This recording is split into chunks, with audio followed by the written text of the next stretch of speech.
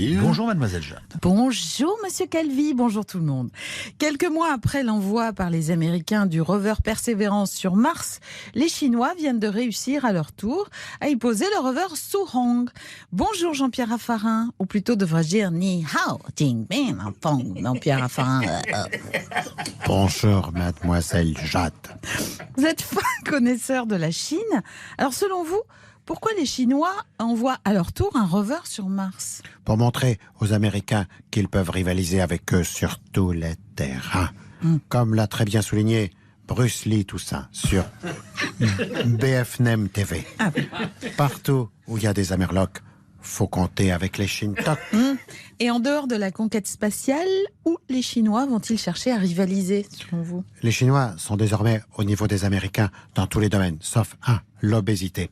Et c'est le principal défi que va chercher à relever Xi Jinping dans les prochains mois. Rendre les Chinois aussi gros que les Américains en les gavant de cheeseburgers XXL. Ah bon, mais quel intérêt ? Je crains qu'il ne soit pas très glorieux, mademoiselle Jeanne. Oui. Comme l'a très bien résumé la philosophe féministe Suzy Wan dans les colonnes de Litchibération. C'est juste un concours de zizi entre les Nouaches et les Yankees. Oui, certes. Et selon vous, qui remportera le concours ? Difficile de le savoir, mais comme l'a très bien dit le journaliste Pascal Prong sur la chaîne Cénouille, avec sa clairvoyance habituelle, quand on fait un concours de zizi, mieux vaut défier les USA que le Mali. Le nouveau président américain Joe Biden semble être devenu le nouveau héros de la classe politique française, au point que l'on parle de Biden mania. Faisons le point sur ce phénomène inattendu avec notre spécialiste des USA. Bonjour John Rambo. Attends, arrête. Qu'est-ce qu'il y a ? Ta musique, ça allait pour causer de Trump, mais ça va pas du tout pour Joe Biden. Bon bah d'accord, on va vous mettre autre chose de plus sympathique.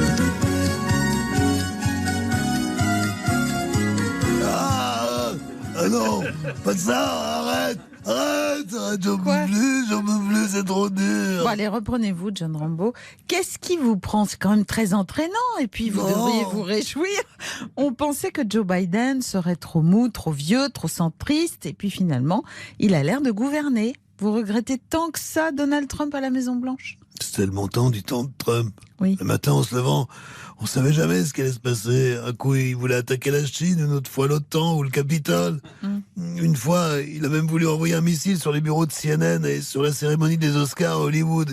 Et puis quand il perdait au golf, il engueulait Melania, le secrétaire général de l'ONU. On se marrait bien avec Donald. Ben, quand même, ça doit être plus facile à gérer quand même la protection de Joe Biden. Tu peux pas comprendre. T'as jamais été en mission avec Joe Biden et sa femme prof d'anglais? Ah non. Allez-y, racontez-nous, John Rambo. Vous savez que ça vous soulage en général, et nous aussi. L'autre jour, mon pote Bobby et moi, on était affectés à la sécurité du président Biden à bord d'Air Force One. À peine assis, Joe Biden, il s'est endormi la bouche ouverte. Alors mon pote Bobby, pour déconner, il lui a piqué son dentier et il l'a remplacé par des dents de Bugs Bunny. Alors après, le président, il s'est réveillé et il a demandé à sa femme Jill, quoi de neuf, chérie?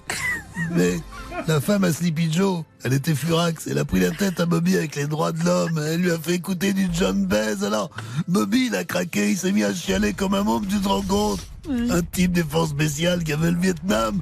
Je peux pas m'enlever ça de la tête, colonel. Oh non, John Rambo, c'est pas si grave que ça quand même. Si, c'est grave. Parce que depuis ce jour-là, Bobby, il a chopé la bidemania. Et toute la journée, il chantonne ça.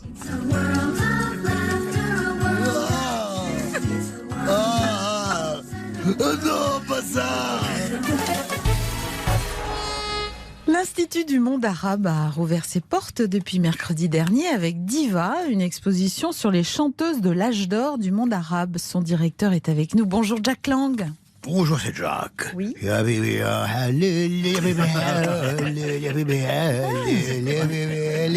d'accord. Oui, c'est bon. Vous chantez bien. Merci, Félicie. On m'a déjà dit que j'avais un bel organe. Mais je ne suis qu'un infime vermisseau à côté Kalsoum. Oui. Leïla Mourad. Oui. Fatem Amama. Samia Gamal. Et autres divas auxquelles je rends hommage dans cette exposition à la gloire de la sensualité saharienne. Oui. Fais-moi le couscous Cyril, fais-moi le couscous. Fais-moi le couscous Cyril, Léniac, fais-moi le couscous. Selon vous, quel est le point commun entre toutes ces divas? Eh bien, dans le contexte des pays arabes d'après-guerre, elles furent toutes des icônes féministes. Oui. Un peu comme Camélia Jordana ou Iseult, oui. mais avec un petit quelque chose, un plus Artus. Oui. Et comment définiriez-vous ce petit quelque chose en plus? C'est simple, c'est ce qu'on appelle le public. Ah. C'est-à-dire des gens qui vous aiment, qui achètent vos disques et assistent à vos concerts. C'est chier, non? Bon alors, puisque je vous tiens, un petit mot sur la fête de la musique. On a appris qu'elle aurait bien lieu cette année, le 21 juin, avec un couvre-feu à 23h. Et je rappelle que vous en êtes l'initiateur. En effet, je l'ai lancé en 1982. 39 ans déjà. C'est vrai.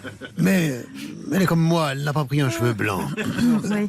Merci Jean-Louis David. Et je remercie mon amie Roselyne Bachelot de l'avoir maintenue cette année. Après des mois de confinement, les Français seront ravis de faire la fête. En écoutant, comme chaque année, des élèves de CM1, Madame Chamoulot, reprendre les chansons d'Anne Sylvestre à la flûte à bec. Mais aussi des saxophonistes inspirés, massacrant The Girl from Ipanema. Des rappeurs bruyants, hurlant leur mal-être sous vos fenêtres. Des adeptes de Pierre Boulez. Des craspouilles en Sarwell tapant sur des djembés. Mais quelle belle fête en perspective. Oui, alors on le rappelle avec masque obligatoire, précisons-le. Qu'à cela ne tienne, Étienne. Nous irons au bal masqué, oh et oh et, au bal masqué. Hey baby, allez.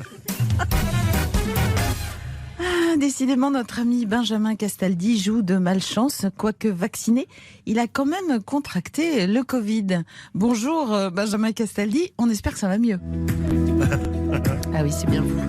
Bonjour, c'est Benjamin Castaldi, l'ancien animateur qui en a ras-le-bol des vaccins et qui ne marchent pas. Je tiens à rassurer tous ceux qui m'aiment et tous ceux qui me suivent sur les réseaux sociaux.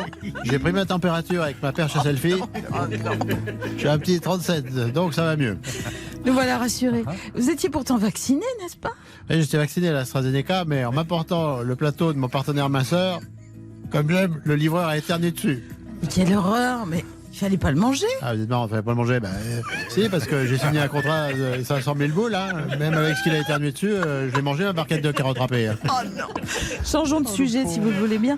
Vous communiquez beaucoup sur les réseaux sociaux au sujet de ce vaccin qui ne vous a pas assez protégé. C'est pour ça que pendant ma maladie, au lieu d'écrire un nouveau livre sur mon papy-queutard et ma mamie cocu, j'ai mis au point un nouveau pass. Un nouveau pass pour éviter la contagion. Je l'ai appelé le pass frigidaire Castaldi. D'accord, original. Il est efficace contre l'épidémie? Très efficace. C'est un pass personnel qui permet d'ouvrir le frigidaire. Avec le pass frigidaire, vous êtes sûr que personne ne vient manger dans le frigo votre salade de pâtes à la mayo pendant que vous avez le dos tourné.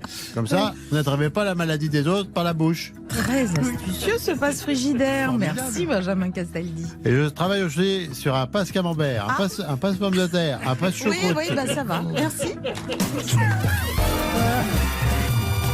Alors, on vous retrouve ce soir pour un programme exceptionnel en streaming sur MyCanal. C'est votre concert à crédit et en stéréo avec Eddie Mitchell.